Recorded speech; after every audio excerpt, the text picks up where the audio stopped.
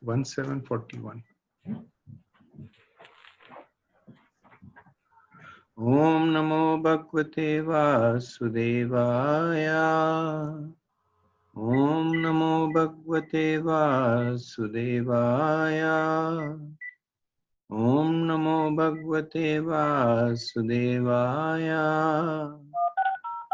Nayanam namaskrityam naram chaiva narottamam devim saraswatim vyasam tato jaya udiraye nashtaprayeshu bhadreshu nityam bhagavata sevaya bhagavate uttam shloke bhaktir bhavatir naishtiki om ajnanatimmirandasya jnananjana shalakaya चक्षुरुन्मिलितं येन तस्मै श्रीगुरुवे नमः।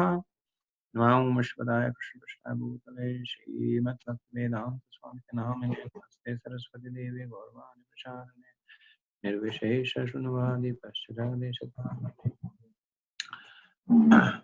Hare Krishna. Thank you for joining us in our bi-weekly discussion in Bhakti Vaibhav, Srimad Bhagavatam. So we will resume from in the 7th chapter, first canto. We had completed the 40th verse in our previous discussion, and we will resume from verse 41. Atopetya swashibaram govinda priyasarataha naya vedya tam priyayi Sochyantyatmajanhatan. After reaching his own camp, Arjun, along with his dear friend and charioteer, Sri Krishna, entrusted the murderer unto his dear wife, who was lamenting for her murdered sons. So, in the previous set of verses, we saw that Arjun, after neutralizing the Brahmastra of Ashwatthama, he dexterously arrests him.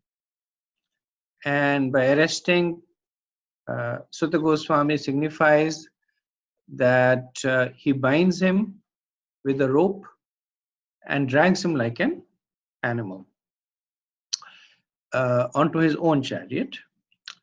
Now, at that time, Krishna, he gives him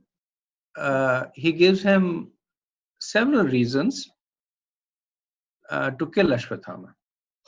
And then he concludes in 1739 saying, Tat asau vidatam, that therefore kill him immediately. But Arjun does not. So he does not kill him immediately, because what he does is that he pulls Ashwatthama onto a chariot and Swashibaram. So Shivar is camp. So Swashibaram, that he starts taking him to his own camp. So there is a pastime in Mahabharata when the Pandavas were very much bewildered by the fierce fighting of Dronacharya, and nothing could stop him at the time. So then Krishna, he asks Yudhishthir to say that Ashwatthama is dead, because Krishna knew that Dronacharya would believe Yudhishthir. Yudhishthir had taken this vow to always speak the truth, and he was a personification of Dharma. So even though Dronacharya had given Ashwatthama this benediction of being Chiranjeevi, but still, when it comes to the loved ones, one gets bewildered. And that's what happened. But Yudhishthir, he hesitated momentarily. And then it is said that because of that hesitation, his chariot, the wheels of his chariot, because of his piety, would be a few inches off the ground. And it settled down into the ground. So some acharyas say that it was because he spoke a lie. Yudhishthira had never spoken a lie in his entire life, and now he did, so he lost piety. But the Vaishnavacharyas, they give a different interpretation, that it was because he hesitated in following the instruction of Krishna. So here we see Arjun also hesitating to follow the instruction of Krishna.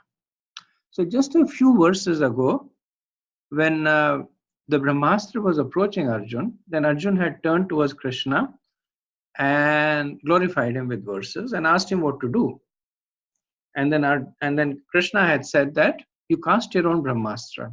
And Arjun immediately followed his instruction explicitly. Now we see same Krishna, same Arjun, very similar situation, but Arjun is not following Krishna's instructions implicitly.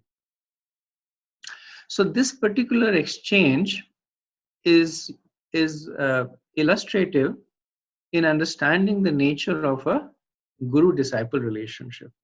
So last time I had mentioned that this pastime has not just been put over here to sequence the events into the appearance of Parikshit Maharaj, which it does, but it also brings forth many tattvas that are important to understand the Bhagavatam. And one of them is an understanding of the nature of a relationship between a guru and the disciple, because the Bhagavatam essentially is received through the mercy of the guru. So while it is enjoined, or while it is highly recommended that the disciple should always implicitly follow the instructions of the guru, but we see there are exceptions. Where else do we see such exceptions? In Chaitanya Charitamrita. We see many times Chaitanya Mahaprabhu's devotees, they were not his disciples, but very much in the mood of disciples. They would not follow his instructions. He would say, I'm going to Vrindavan, and they would mislead him into going somewhere else. Or he would say that I'm going alone to travel to look for my brother, and then they would convince him to take another devotee along with him. Or sometimes he would pledge to perform severe austerities, and the disciples would convince him not to do so. Or they would serve him opulent prasadam, and they would create situations in which Mahaprabhu was almost against his own will forced to take prasadam. Similarly, we see in Ramayana, where Lakshman and Sita, they both refused to follow the instructions of Lord Ram. When Lord Ram was going for Vanvas, he said, both of you stay here. And both of them refused. Similarly, we see in Vrindavan, the mood of the gopis and the gopas also, where they rarely follow the instructions of Krishna. They're mostly contradicting or overpowering Krishna by their own conception. So the principle here is not to not follow instruction, but to understand the inner mood of the guru. That when a disciple is at the stage of sadhana, then his access to the guru is through instructions. And then that is what is the representation of the guru. The instructions that he receives, and the disciple follows the instructions faithfully. But a more intimate disciple, a more advanced disciple, will understand the mood of the guru and will follow that.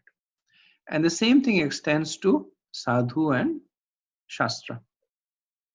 That many times what is given in the shastra is to be taken literally, and many times the essence of the instruction is to be followed, even if it contradicts the apparent instruction. And we see that tension many times. We see that in the beginning of Bhagavad Gita also. The tension between two different parts of the Shastras. One that is on the basis of law and order, and the other which is on the basis of mercy and compassion. So Sutta Goswami is implicitly trying to make this point, because in the verse he addresses Arjuna as Govindra Priya Sarataha. So Govindra Priya is one who is dear to Govind, and Govind is Krishna, who pleases one's senses. So this is an intimate relationship that is being brought to our attention, and Sarata, one who has Krishna as his personal charioteer. So Sutta Goswami is making 2 points over here. One is that Arjun, because of his intimacy with Krishna, has access to the inner mood of Krishna. So when he is choosing not to follow the instructions of Krishna, it is not because he thinks that Krishna is wrong, or he thinks that Krishna, or he is more intelligent than Krishna, but because of his intimacy, he has access to the inner mood of Krishna, which will manifest more later on. A more contemporary example is given is that it may, between a husband and a wife, a husband may ask something of the wife, and the wife may say no externally, but internally she's saying yes. So the husband ignores the no and understands the mood of the wife, because he's affectionate to her. So so that is one point being made by Sutta, and the other point is that this is also Krishna's attempt to glorify his devotees. So Govinda Priya Saratha, that just like Arjuna is, the same word Govinda Priya means that one who is priya to Govind. Govinda Priya also means that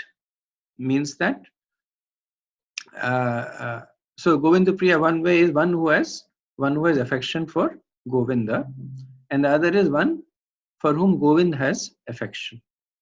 So just like Arjuna has affection for Krishna, Krishna has affection for Arjuna, and Krishna, out of affection for his dear devotee, is trying to glorify him. So, and we will see that evolve. Both these points will be evolving, that how Arjuna acts on the platform of having access to the inner mood of Krishna, and how Krishna acts on the platform of glorifying his dear disciple, even if it means that he himself gets proven wrong. And we see that in Mahabharata also, between Krishna and Bhishma, the famous pastime of Krishna taking of weapons. So Arjun had left Draupadi, promising to return with the head of Ashwathama. Instead, he now returns with the head of Ashwathama and the rest of his body attached to it.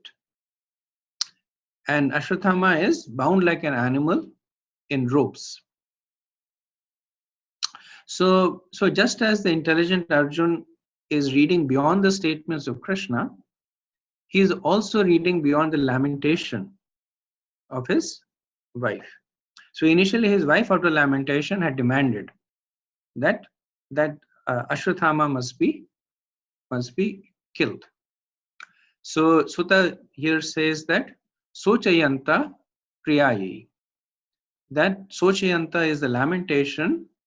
Priyayi is the name for Draupadi, and is using this word Priyayi to show that Draupadi is very dear to Arjun, who is Atmajan Hatan, who is lamenting who's Atmajan Hatan, more than lamenting, he was bewildered by the loss of her sons. So Arjun had made this promise to Draupadi, and Sutta Goswami is now laying down the uh, uh, the what's the right word?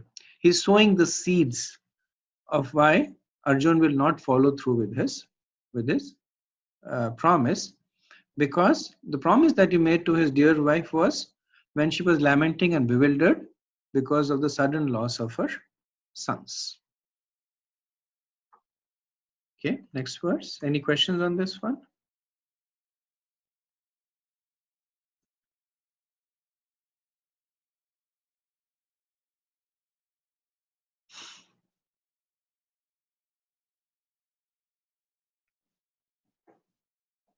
One 742. तथाहृतं पशुवत् पाशबधम् अवान्मुखं कर्म जुगुप्सितेन निरीक्ष्य कृष्णापकृतं गुरुसुतं वामस्वभाव कृपया ननाम च. Actually, this is a different meter. That's okay. Sri Sutta Goswami said, Draupadi then saw Ashwathama, who was bound like ropes, like an animal, and silent, for having enacted the most inglorious murder. Due to her female nature and due to her being naturally good and well behaved, she showed him due respects as a Brahman. So in this verse, we now see the changing heart of Draupadi.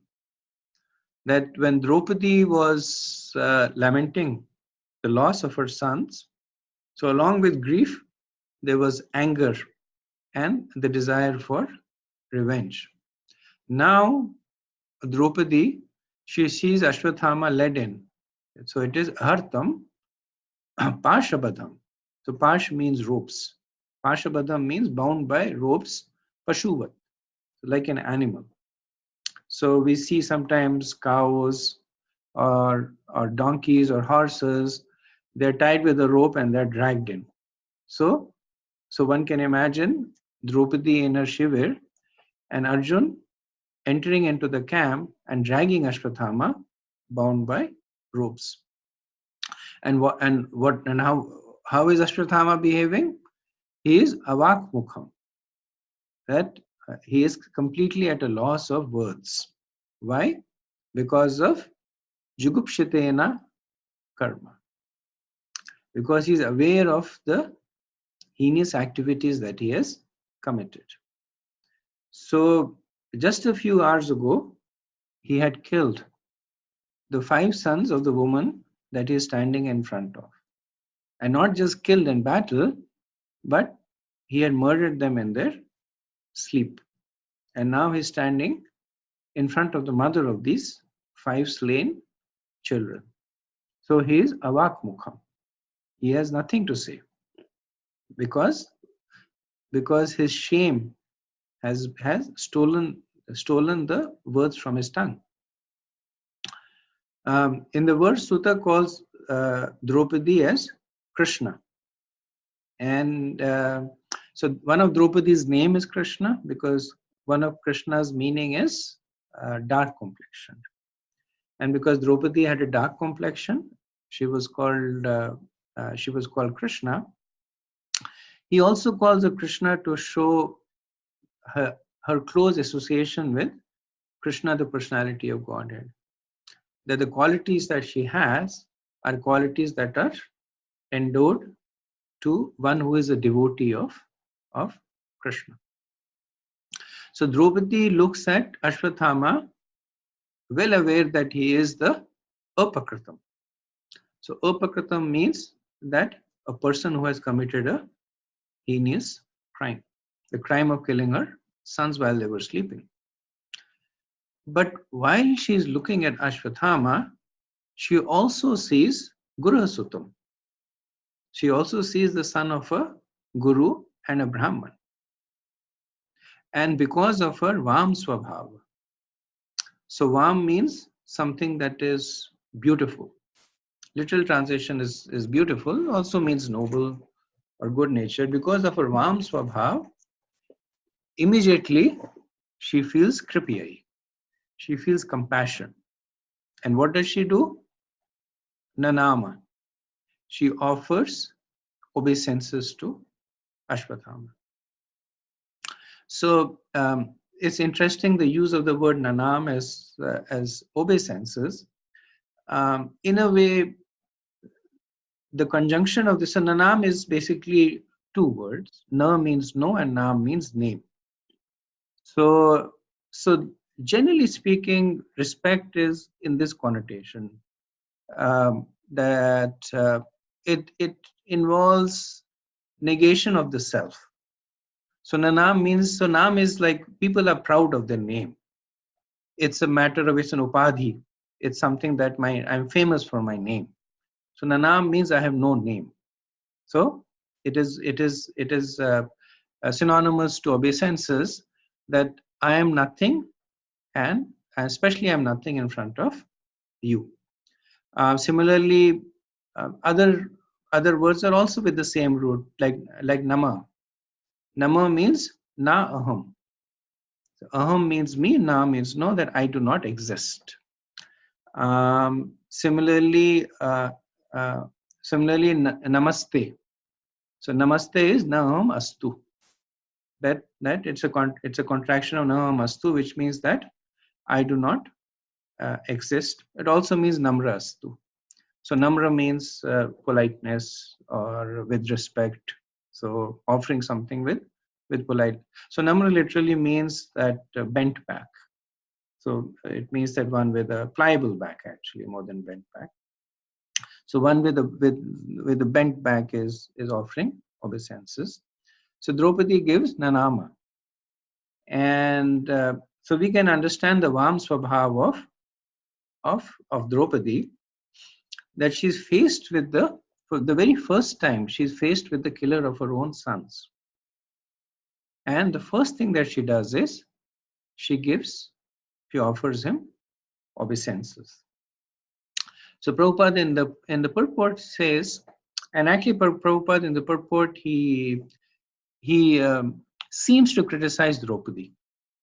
So he says that the specific word used in this slok is Vam Swabhava, which means mild and gentle by nature.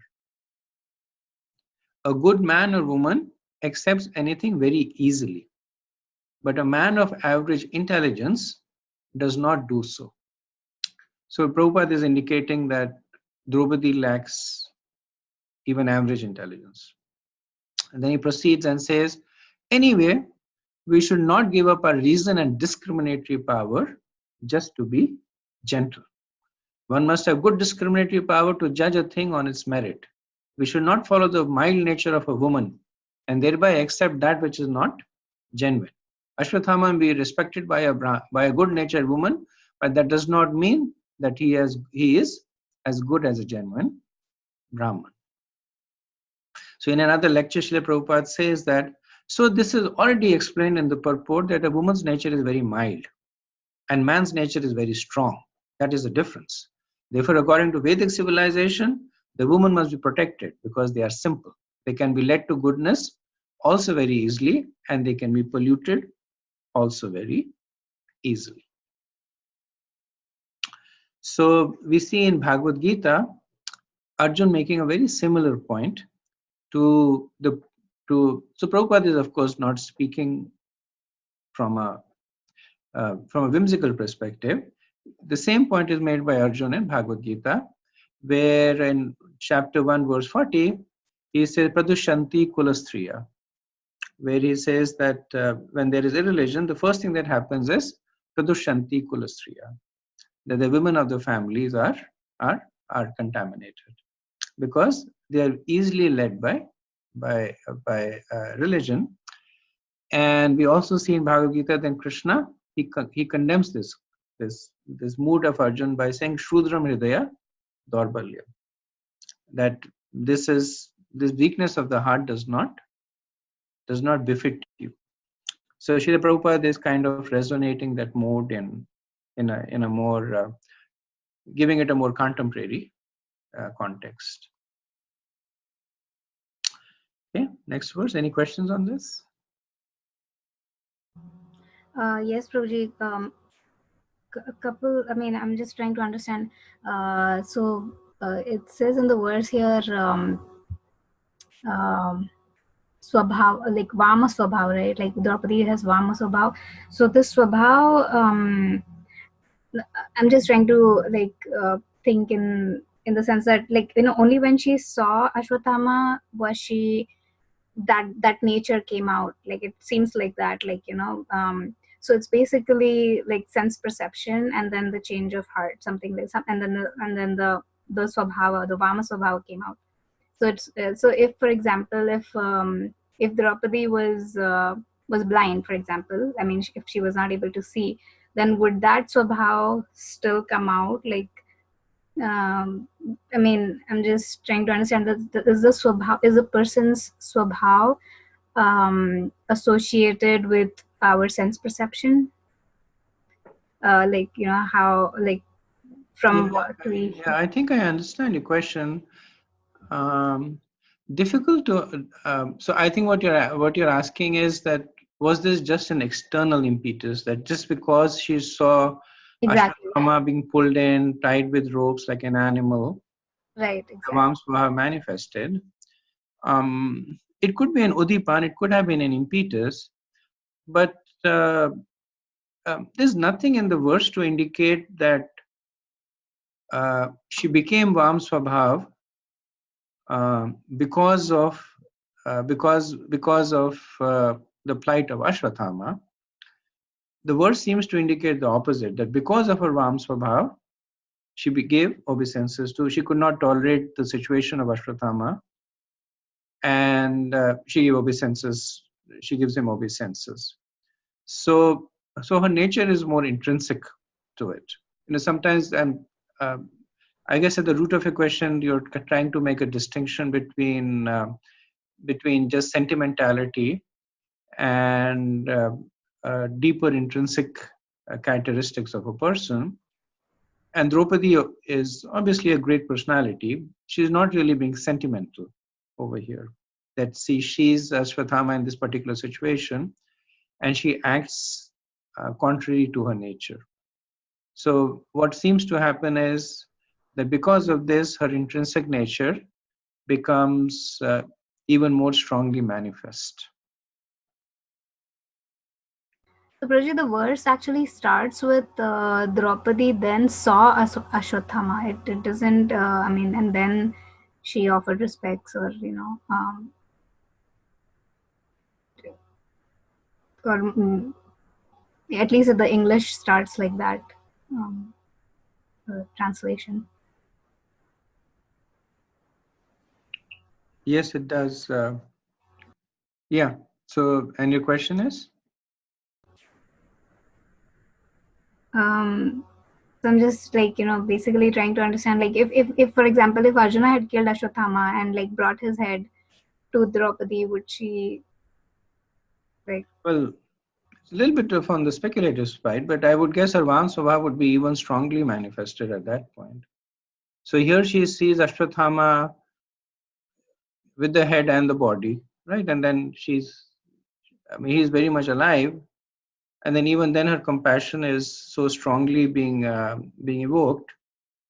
So more likely than not, it would be much more strongly evoked. Can you imagine if Arjuna had walked in with Ashwatthama's head, and so she sees the head of the son of the guru, devoid of life and dripping blood. So her sense of compassion would probably be much more magnified.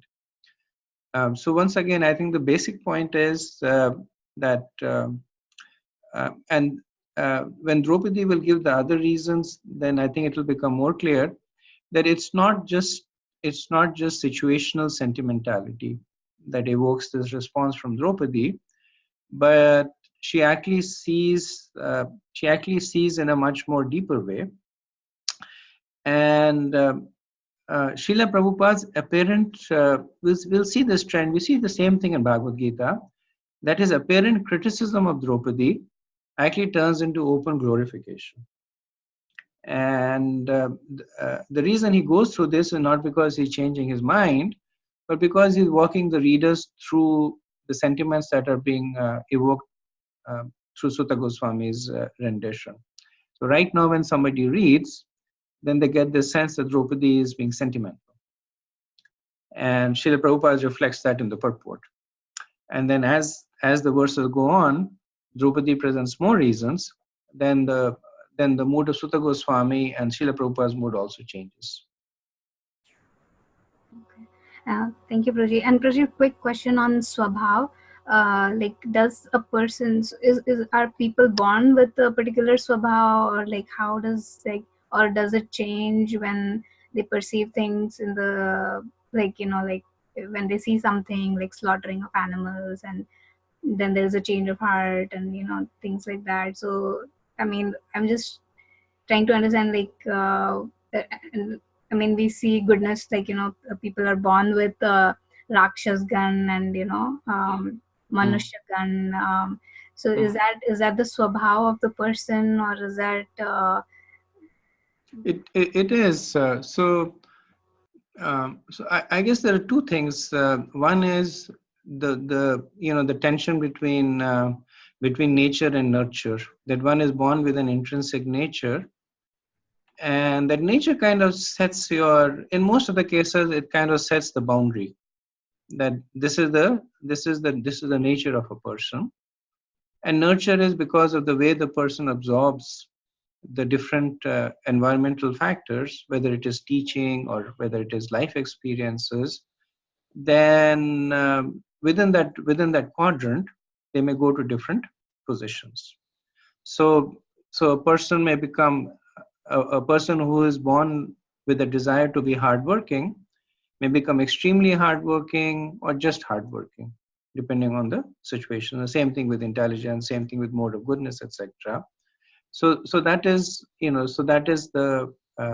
that is one's swabhava.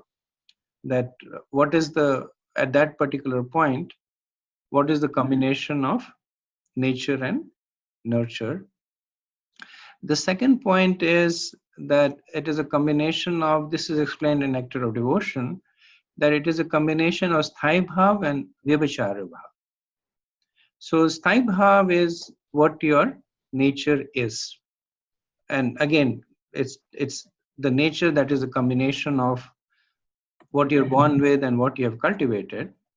So that is sthai bhav. That is how you will act under normal circumstances, when everything is steady. Sthai means steady. Vibhachari is when there is a strong udipan, when there is a strong impetus. And at that time, one may act in a nature that may be contrary to their intrinsic nature. The example is given of Srimati Radharani. That Srimati Radharani, by nature, she's very gentle and loving and speaks in a very pleasing way. But when Krishna comes late, or she sees signs of Krishna having consorted with other gopis, then she becomes very angry. So her Rudra Bhav appears. That's not her intrinsic nature, but it's Vyabhachari, because the Udipan is Krishna's so-called infidelity, and then she manifests that nature. Or her Man, she gets very, very angry because of certain situations. And then we see that in other situations also, when there are personalities who may be, it may be the other way around. Like the example that is given is of Jarasandh, right? That Jara was actually a flesh-eating demoness. And when she saw the two halves of a child, she joined them, and the child appeared. She didn't eat the child. Just for a moment, her motherly affection was evoked, and so she left the child and went away. So her intrinsic nature was to eat, but just for a moment, she wavered and acted in a way that is contrary. So those are particular instances that happen when the external impetus is very, very strong. To some extent, we see that in the initial reaction of Draupadi, that she had just seen her 5 sons killed for no reason at all, and she manifested a particular mood that is not intrinsic to her. But now she is acting more according to her swabhava over here. So it is possible, Broji, to to change a person's intrinsic swabhav based on the upbringing or based on uh, like the environment, like how the person is raised, right? Is that what? So yes, so it so depends. If you're talking about outside the realm of devotion, then the changes happen within the broad quadrant. That a person has a certain swabhav, they're born with a certain nature, and through environmental impetus or training or whatever, they may have a particular point in the quadrant. So their intrinsic nature remains the same, but it may change to some extent. For a devotee, of course, when we take to devotion, then our whole swabhav is rebuilt from ground up. So it is decomposed and rebuilt again. And that, of course, is the whole process of devotional service, because essentially the swabhav is a manifestation of a particular combination of the trigunya, the three modes of material nature. They combine to give one an intrinsic nature. And when one proceeds on the path of devotion, then they become more and more transcendental to these modes. So their own swabhav is also being deconstructed and reconstructed. Thank you, Broji. Thank you. Prabhuji? Yes, Ravi? Prabhuji, Draupadi, she hold strong grudge on the Kauravas, like until they were killed, she was never pacified. Uh, that is one place, she was hold a strong vengeance for those who harmed her. But in Draupadi's case, like the atrocities are like very huge, so we can understand that. But the case of Amba, like she initially wants to marry Bhishma at one point, and as soon as he rejects, she holds a strong vengeance. And Urvashi also similarly cursed Arjuna.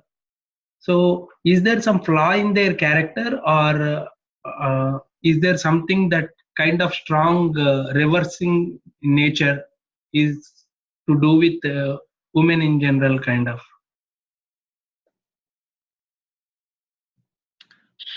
I don't believe it's.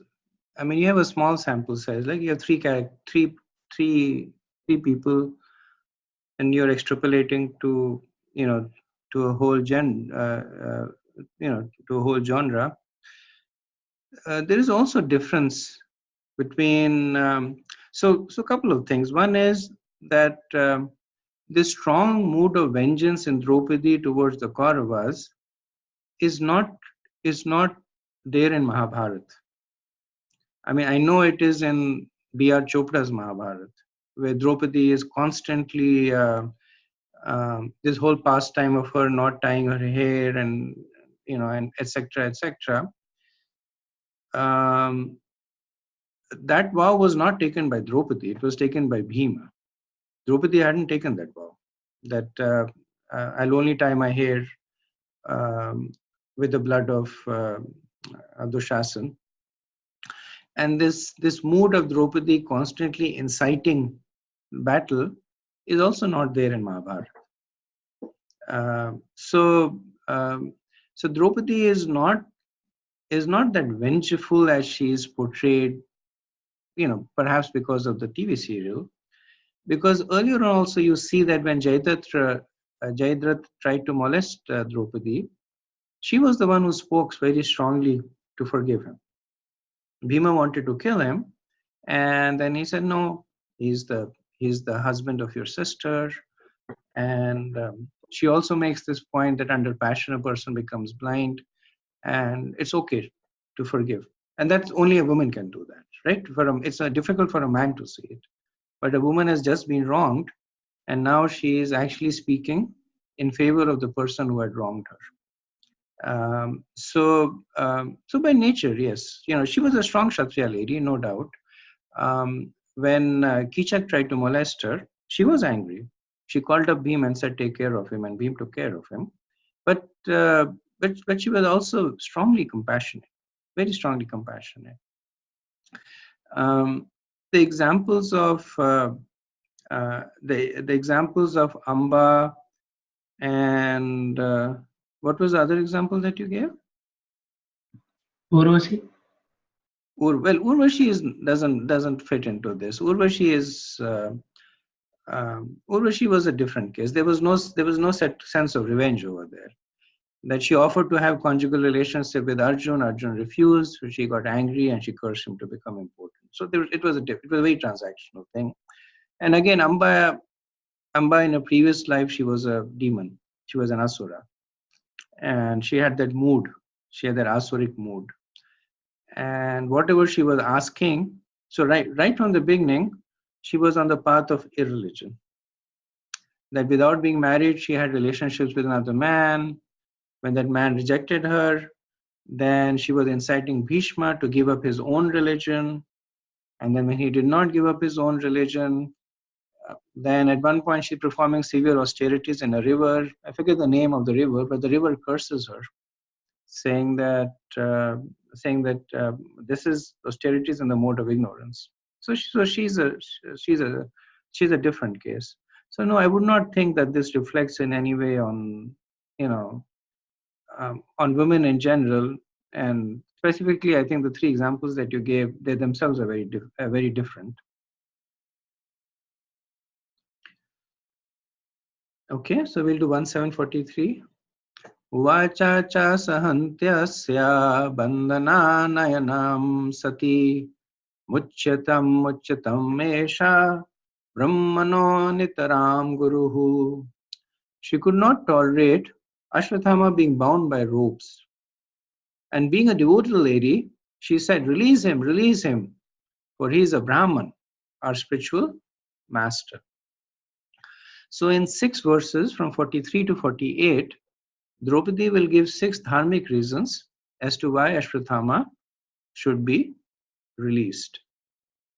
So Vishwanath Chakravarti Thakur says that, so the shloka starts with Uvacha Cha. So he says the word Cha with Uvacha. So Cha means and. And Vishwanath Chakravarti Thakur says that the and is implicit to she spoke and with great respect. So her speaking was not derogatory or not insulting, but she actually speaks with a lot of heartfelt respect. So in her distress, so the verse is Ashanti, in her distress at the plight of Ashwathama, who is being bound in. So Bandhana Anayam, that he's being dragged in, bound. What does she say? Muchayatam. So Muchayatam means release him. And she says the word twice, Muchayatam. And generally people, when they repeat themselves, it's either because they're distressed, they're under the influence of strong emotion, sometimes love, affection, in this case, distress. We also see Arjun, when he sees the Brahmastra, he turns to Krishna, he says, Krishna, Krishna, Mahabhavo. 3 times he says Krishna's name. And again, because of distress over here. So similarly, out of distress, she says, Muchatam. And also to convey a sense of urgency, which means release him now. Don't delay. And why? Why release him? Esha Brahmano. because he's a Brahman, Nitaram Guru. And Nitaram Guru translates to our Guru. So here she is glorifying Ashwathama as Brahmans who were considered to be the gurus for all the other varnas. So she doesn't say to Arjun, he's your guru or he's your guru putra. She says Nitram Guru. He is our guru. And Sutta Goswami says Draupadi acts in this way on account of being a sati. Sati means a chaste or a devoted lady. So here the word, it's difficult to understand this interpretation, because essentially she is chastising her husband right now, right? So that's not the mood of a chaste lady, to chastise her husband. But here the chastity is to the principles of dharma, that she's chaste and devoted to the principles of religion. And interestingly, this is also the first time that Ashwathama is referred to as a Brahman. So far, if you look at all the previous verses, Ashwathama is always referred to as Brahmabandhu, Brahmasutta, Gautami, Dronasutta, Droni. He's never referred to directly, and definitely not as a Brahman, to reflect his lack of Brahmanical qualities. But Draupadi, she is directly referring him to as Esha Brahmana Nitaram Gura, that he is a Brahman and he is our guru. In the commentary purport to this verse, Srila Prabhupada, he justifies the actions of both Arjun and Draupadi. So Arjun was aware of the position of Ashwathama as a Brahman and the son of his guru, but, and this is Prabhupada's purport, he says, according to revealed scriptures, a teacher or spiritual master is liable to be rejected if he proves himself unworthy of a position of a guru or spiritual master. And where else do we see? What else is a famous pastime of a disciple rejecting the guru? Bali Maharaj. Yes. So this is Bali Maharaj rejecting Shukracharya. When Shukracharya was giving him instructions not according to the scriptures. So Arjun's position is justified, that even though he is guru and Brahman, because he's not acting like that, Arjun is justified in treating him not like a Brahman. But then Prabhupada is also glorifying Draupadi. So remember, in the last purport, Prabhupada had, so to speak, criticized Draupadi for her Vam Swabhav, that she is, because of sentimentality, she is following, she seems to be following just emotionally. Here he says, but in spite of all this, Draupadi desired that Ashwathama be at once released, and it was all the same a good sentiment for her. This means that a devotee of the Lord can tolerate all sorts of tribulation personally, but still such devotees are never unkind to others, even to the enemy. These are the characteristics of one who is a pure devotee of the Lord.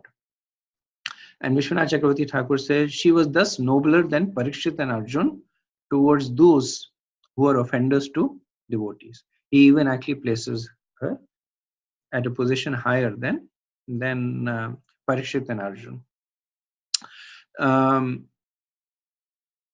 So when I was reading this, I was also this quality of a devotee of never wanting anything bad to happen, even to their enemies. So it's a difficult quality to imbibe, because it is difficult to want good for your enemy. You may be neutral to the enemy, but it is difficult to want good for your enemy. But this is the quality that Draupadi is imbibing, and this is the quality that Srila Prabhupada is now glorified. So now if you put the two purports in context, then the Vam Swabhav of Draupadi is not material sentimentality. It is coming out of her devotee characteristics, and thus it is glorified. That is why she is noble.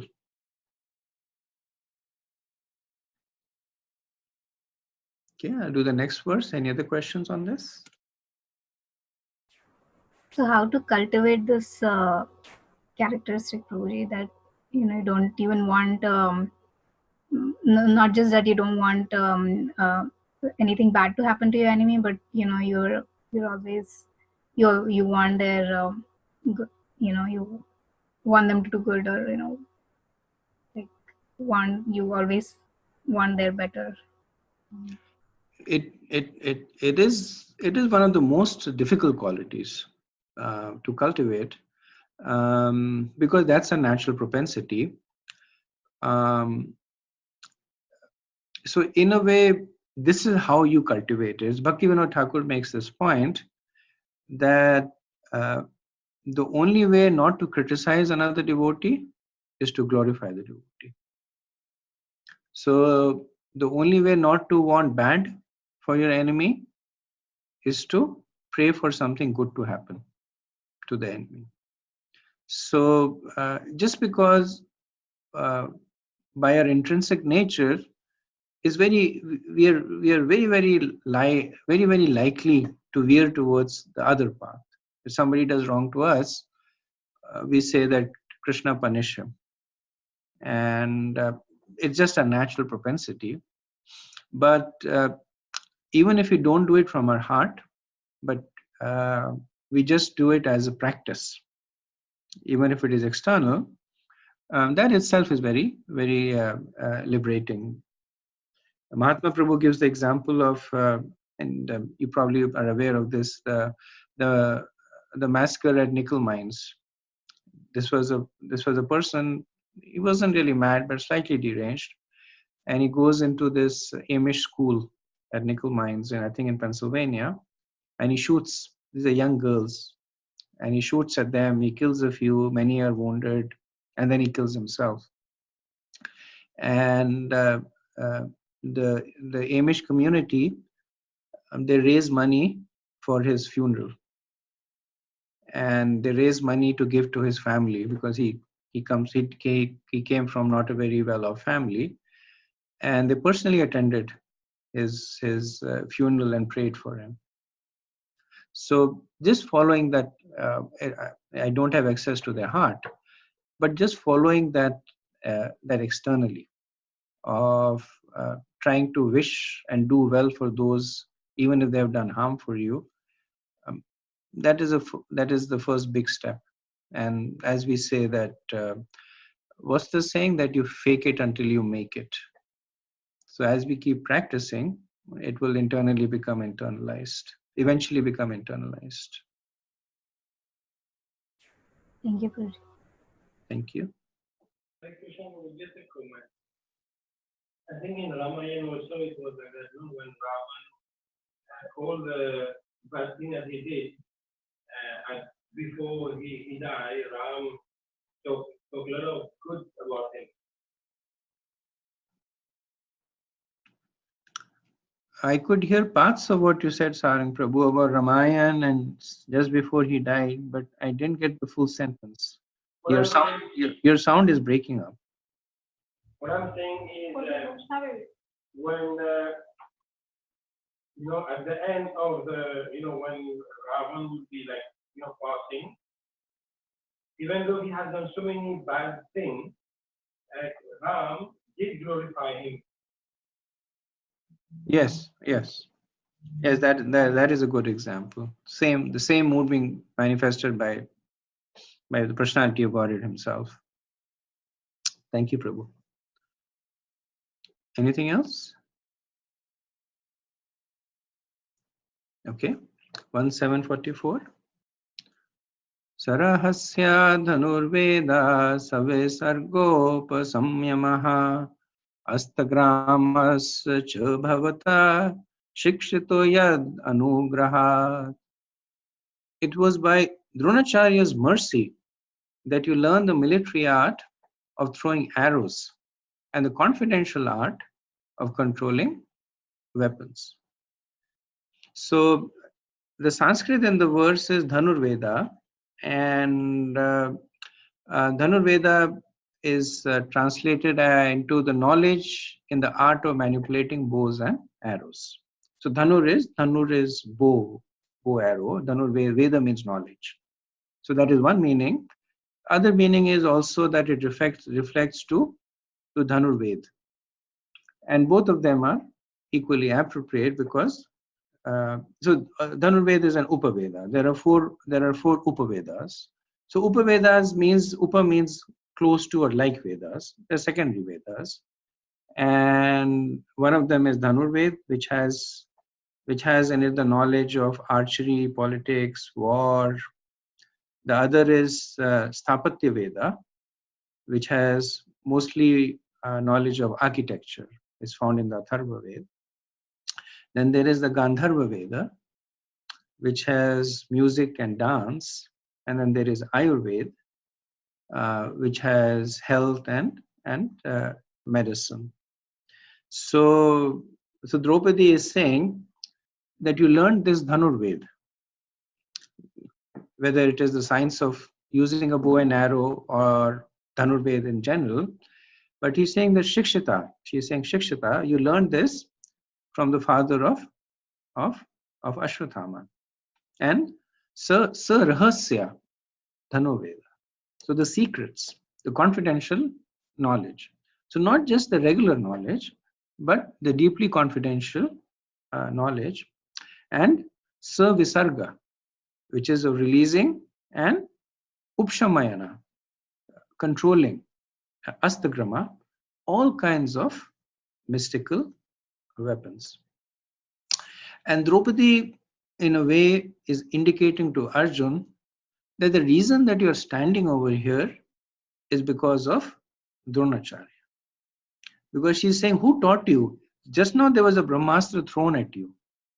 You were able to throw a Brahmastra yourself, you were able to control it, and you were able to withdraw it. So this knowledge, the Savisarga of releasing the Upsammayama, the controlling of the Astagrama, all kinds of mystical weapons, Sarahasya. Who gave you this knowledge? This knowledge has been given to you by none other than Dronacharya. So, and Dronacharya gave it to you. So she says, Anugrahat, that just out of mercy, he gave it to you. So she's saying, don't think that he was your paid servant. Don't think he was dependent on you for food, because actually he was not. Dronacharya was employed by the Kauravas, but he taught the Pandavas just because out of affection. And even for the Kauravas, the Guru always gives the knowledge out of mercy. So, but especially in case of Pandavas, it was completely out of mercy. Because the Kaurav princes actually did not even want the Pandavas to be trained. But Dronacharya, he still trained them. So he says Anugrahat. She says Anugrahat, that it is by his mercy. So in this verse, she does not name Dronacharya explicitly, but he is implicitly named here because in the next verse, she again refers to him, but by name. So it's one of those cases of a preceding pronoun that precedes the noun that is coming up. Okay, any questions?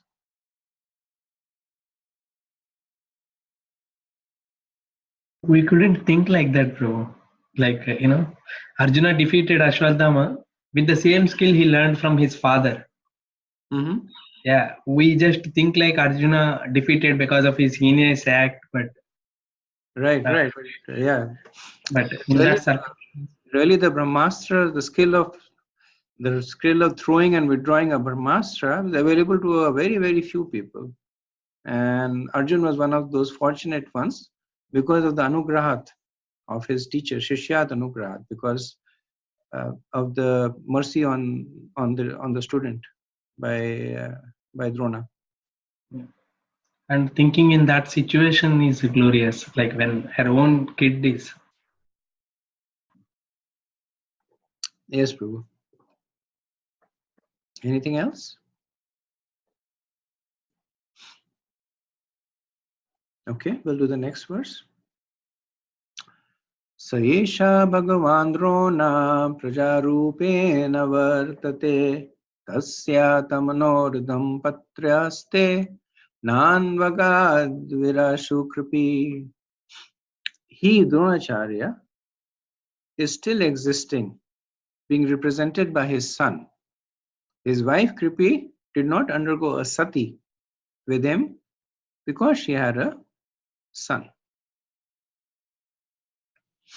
So Draupadi in this verse gives the next reason not to kill Ashwathama, because killing Ashwathama would be like killing Dronacharya.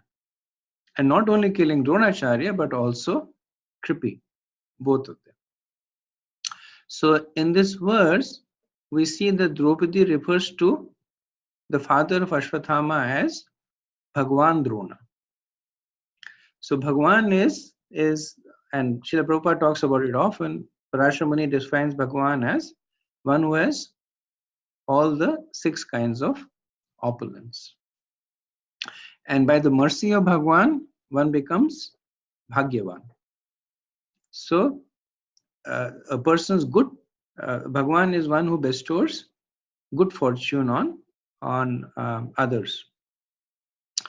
Now, in Bhagavad Gita 2.1, where Sanjay for the first time says Shri Bhagavan Uvacha, Srila Prabhupada in the purport, he writes at length as to why the word Bhagwan should only be used for Krishna. And he uses this verse from Parashar Muni and uses several verses from Bhagavatam to justify. The same thing we see in 1.7.27 also. When Krishna speaks for the first time in Bhagavatam, he says Shri Bhagavan Uvacha. But we also see the term Bhagwan being used for other great personalities. So in the 7th chapter only, we saw from 4th to 7th, we see that Bhagwan is being used to describe Narad, Bhagwan Narad. And then Narad Muni addresses Vyasadeva as Bhagwan. Here we see Drona being addressed as Bhagwan. So this is not to say that we are becoming Tattvamasi or Narayanavasmi or Mayavadis. In this context, the word Bhagwan means as good as God. So not that Dronacharya is becoming God, but she's speaking in the context of him being the guru of Arjun. So a guru is as good as God. So that is why she's calling him Bhagwan Drona. So a guru, a father, a king, or a respectful elder, they're often considered as a representative of God and addressed as Bhagwan. Sometimes we'll also see a person who is excelling in a particular opulence. If a person is extremely wealthy or a person is very knowledgeable, they get addressed as Bhagwan because they're reflecting that opulence. But not to be confused with the exclusive Bhagwan position that is referred for Krishna and Krishna only. So in this verse, the Draupadi wants to remind Arjuna of Drona's position as a Brahman, as a guru, as a respectful elder, and one who is famous for his knowledge and strength. So she calls him Bhagwan.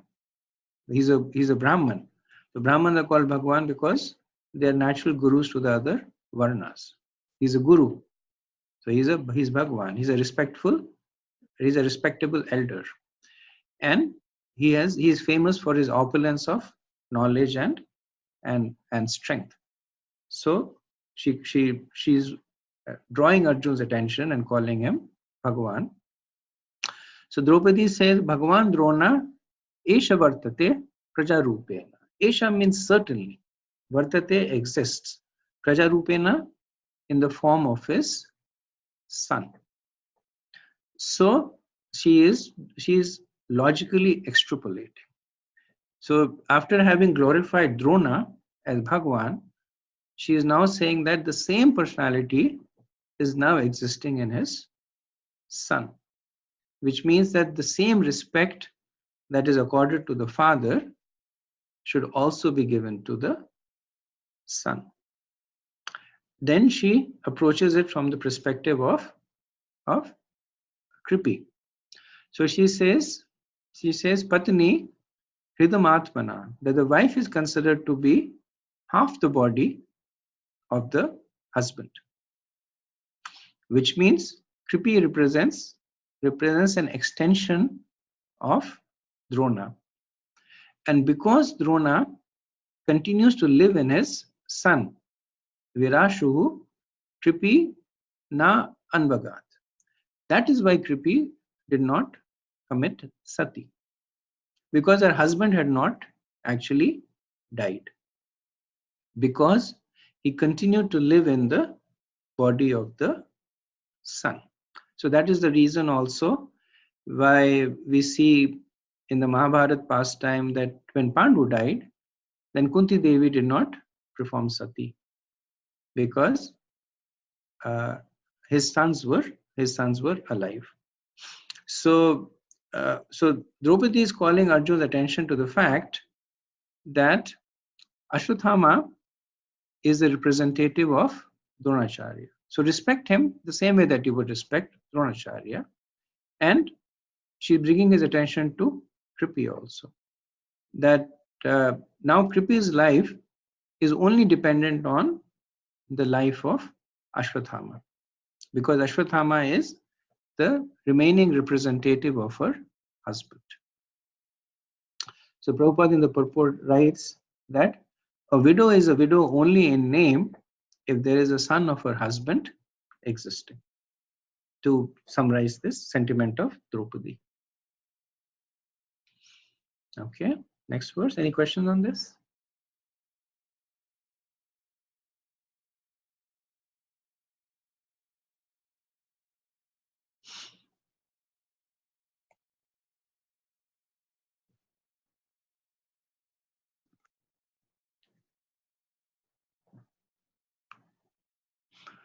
तद्धर्मज्ञा महाभागा भवद्भिर्गौरवं कुलं वृजिनां नारति प्राप्तं पूज्यं वन्द्यम्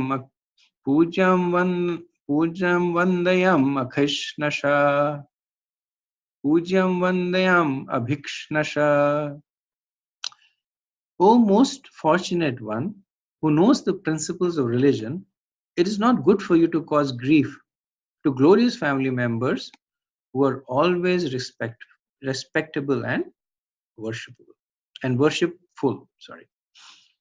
So the verse becomes with tat to indicate that tat is therefore. So it indicates that the logic that was developed in the previous verses is now being continued or matured in this verse. So Draupadi had addressed Dronacharya as Bhagwan in the previous verse. Here she calls Arjun as Mahabhaga. So Mahabhaga means one who is most fortunate. So we had discussed how Bhagwan makes one Bhagyavan. So Draupadi is indicating the reason you are Mahabhag is because of Bhagwan Drona. That he is the one who has made you Bhagyavan, because he is in that position. So just as the Guru is worshipable, so is the family of the Guru. So Draupadi says that Pujyam, worshipable, Vandayam, respectable, and Gauravam Kulam. So Kulam means family. That the same Pujyam, Vandayam that is extended to the Guru should also be extended to the Kulam, to the family of the of the guru, and she says abhikshanasha. So abhikshanasha means constantly. So the point she's making is that it should be there all the time. This respect and worship, not based on their good conduct or bad conduct. It does not matter if they're acting in a particular way or not. But this pujyam vandayam should be abhikshnasha, and it should be all the time. So the family of Drona, Bhagwan Drona, who is fit to be worshipped, now consists of Kripi and Ashwatthama. And Draupadi is saying that they should be given the same consideration that you would have given to Drona. So Draupadi glorifies Arjun as Dharmagya. Dharmagya is one who is aware of the principles of religion. So she's making the point that this is not me speaking whimsically. I'm speaking from the principles of dharma, and you're aware of the principles of dharma. You're Dharmagya, and you're Mahabhaga. You're most fortunate, not just because you were made fortunate by Drona, but also because you're aware of the principles of dharma. So the biggest misfortune is one, to not follow the principles of dharma. And she says that bhavadvi, that you are respectable. So a respectable person is one who understands and follows the principles of dharma. So we see that Draupadi over here, she is using Sam, Dam, Bhed, Dand, right? So she is through Sam, she is glorifying Arjun. She is saying that you're Dharmagya, you're Mahabhaga, you're Bhavadbi, you're respectful. So she's setting a high bar for him, that this is how you should actually act. But at the same time, she's also cautioning him that there are dire consequences if you do not act in the way that I am asking you to do. So, referring to the family of Drona, she says Gauravam Kulam, they're the glorious family members. And she's picking up her words carefully over here, right? So, in front of her is Ashwatthama, having killed her sons while they were sleeping, bound with ropes like an animal. But she is referring to him as Gauravam Kulam. That regardless of how they act, because they're related to your guru, they're Gauravam. Na arhati. They do not deserve praptam, to acquire vrijinam, any kind of pain. So do not inflict any kind of pain on these glorious family members of Dronacharya. And she's saying you should not specially do it because you are Dharmagya Mahabhaga, because you know the principles of dharma, and you yourself are greatly fortunate because of this and the mercy of Dronacharya. Okay, questions, comments on this? Prabhuji? Yes, Ravi Prabhu. Here, she glorified Arjun. That is the Sama Bhed, Sama technique she used. And what is Bhed and other things also she referred, or? I don't know. I sorry. Okay. Any other questions? Hare Krishna Prabhu. Yes, Prem Kishore Prabhu. So, where Draupadi is going towards is she's putting all her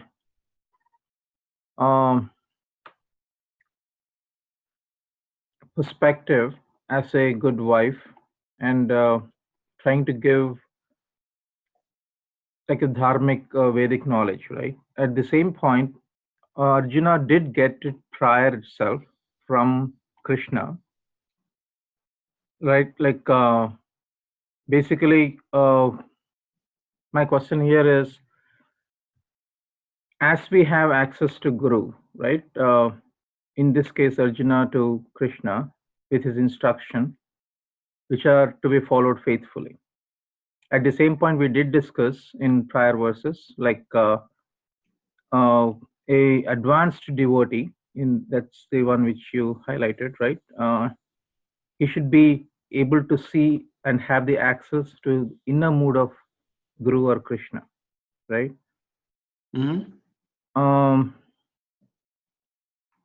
Here he has Arjuna. I'm looking at from the Arjuna's perspective.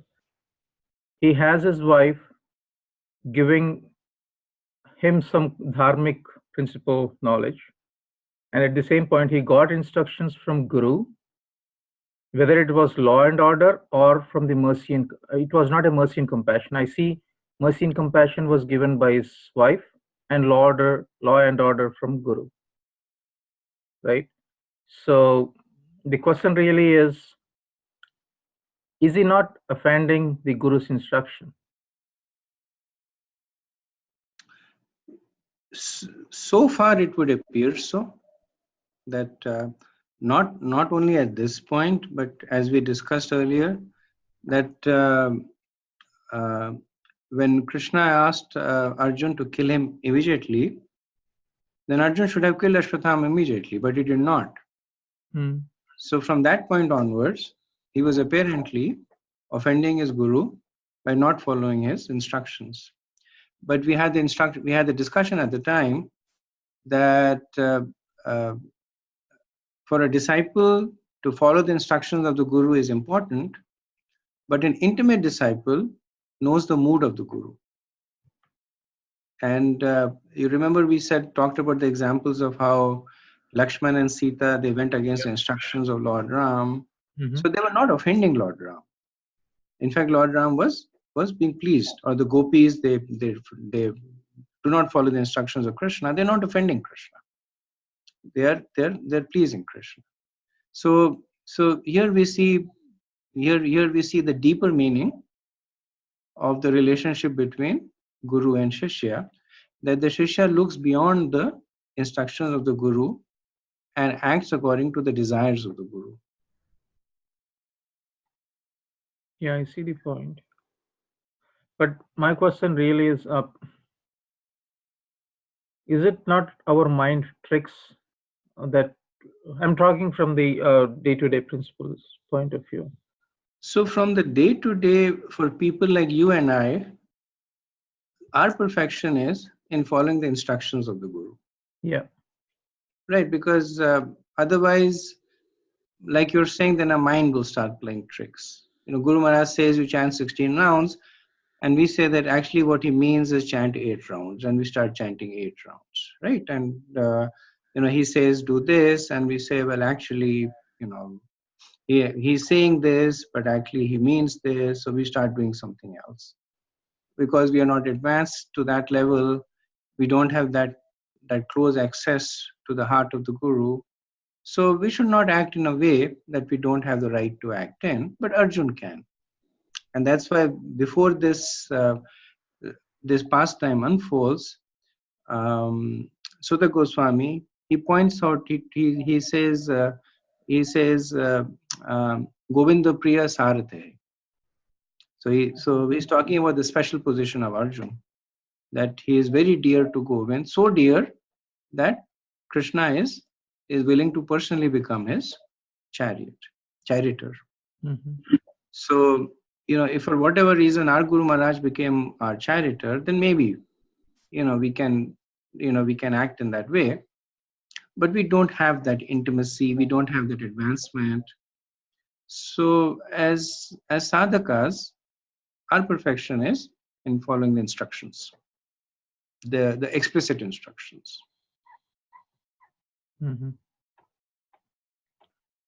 Yep. Thank you, Prabhu. Okay. So I'll actually stop here for any more questions, because we have 10 minutes left.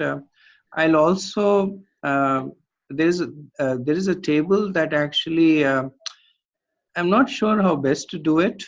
So there's a table that correlates the four sixes. So the first six is the 6 reasons for Krishna to kill Ashwatthama. The second sixes are the 6 reasons for Draupadi to not kill Ashwatthama. And even though we are not doing it verse by verse, but then later on, and because we want to maintain the flow of Draupadi's addiction, but each of the point that she's making is actually directly refuting a point that was made by Krishna. So even though Draupadi did not listen, had not heard to what Krishna spoke to Arjun, but because they're all on the transcendental platform, each of the 6 points that Draupadi makes refutes each of the 6 points that Krishna makes. Then at the end, Sutta Goswami or Yudhishthira, depending on the way that verse is read, glorifies Draupadi with 6 adjectives. And each of the 6 adjectives is a qualification of each of these 6 points. And then in his purport, Srila Prabhupada has 6 explanation for each of these sixes. So then I prepared a table for these 4 sixes, the 6 of Krishna, of Draupadi, of Yudhishthir, and finally of Srila Prabhupada. So I think what I'll do is that I'll send that table out to Prem Kishore and Achyuta, and then maybe you can send it out to because it's the table is a little difficult to read. I think those who are on the, if you're able to figure it out, those who are on the video, they can see it on the screen. But those who are going to be on the audio, or if you don't figure it out, then it's good to have the table in front of you. So I'll send it out later today or tomorrow, maybe tomorrow, not later today. And if either of you could send it out to the group, and that would be so it's not the very next verse, but it's basically a few verses down. But if you can take the table, keep it as a reference, and we'll discuss it when we reach that verse. Okay, so I'll stop here. Any other questions, comments? Hare Krishna, Prabhu. Please accept my humble obeisances. Gaur Sundar Das here. Hare Krishna, Prabhu. Prabhu, just one interesting point. We see that the whole Bhagavad Gita is spoken when Arjuna he's bewildered and he has he makes similar kind of arguments like how Draupadi is making, and we see that at that time Krishna chastises Arjuna, you are Anarya and all that, and the whole Bhagavad Gita is spoken. Whereas in this context where Draupadi is somewhat talking about Varnashrama and not in transcendental position, and more of moral and ethics and dharma, not on the transcendental platform completely. Krishna actually ultimately supports Draupadi, and even in this verse or the previous verse, you said she's one level higher than Arjuna and Parikshit Maharaj. So how do we understand this discrepancy?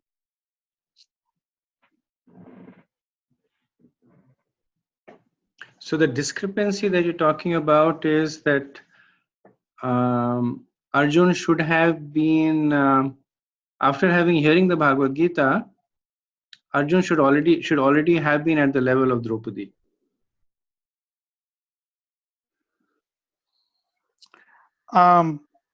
So Arjuna makes all these arguments that there is Drona, there is Bhishma, and on the other side, they are my gurus, they are my teachers, they are my grandfather, uncles, and all the relatives. It looks similar. Whatever arguments he is placing before Bhagavad Gita is spoken, it looks similar to what is being spoken by Draupadi. It is. It is. This is like a mini Bhagavad Gita.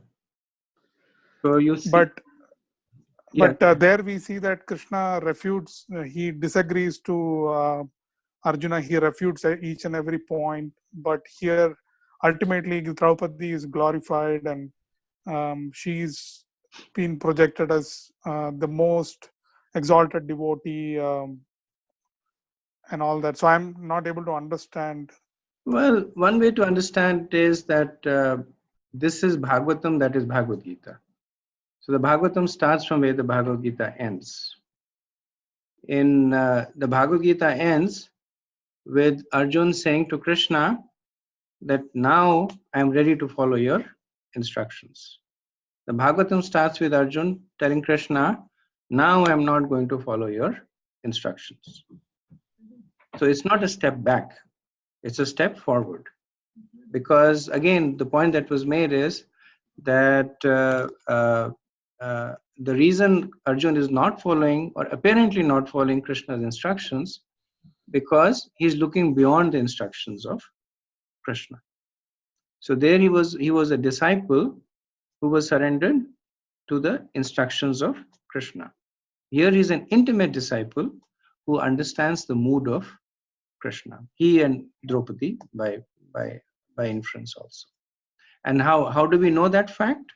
Because Krishna himself will say that later. Just a few verses down, Krishna himself will say that. So that's how we know it. Thank you, Prabhu. Thank you. I think we also say that Krishna was testing Arjun. Yes, that is true also, that Krishna was testing Arjun, and in Bhagavad Gita there was no testing going on.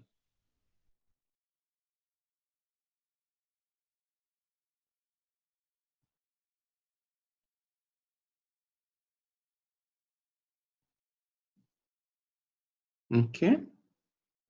Questions, comments?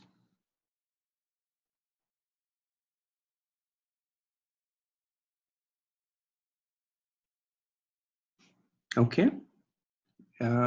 So we'll stop over here. Thank you very much for giving me your association. Vancha kalpatarubhayaschet kripa sindhubhya eva cha patitanam pavanebhyo vaishnavebhyo namo namaha. अनंत कोटि वैष्णव वृंद की जय, शिला प्रभुपाद की जय, निताय गौर प्रेमानंदे, हरि हरि बोल, हरे Krishna. Hare Krishna. Hare Krishna Prabhuji. Thank you very much. To stop conference recording, this session is no longer being recorded.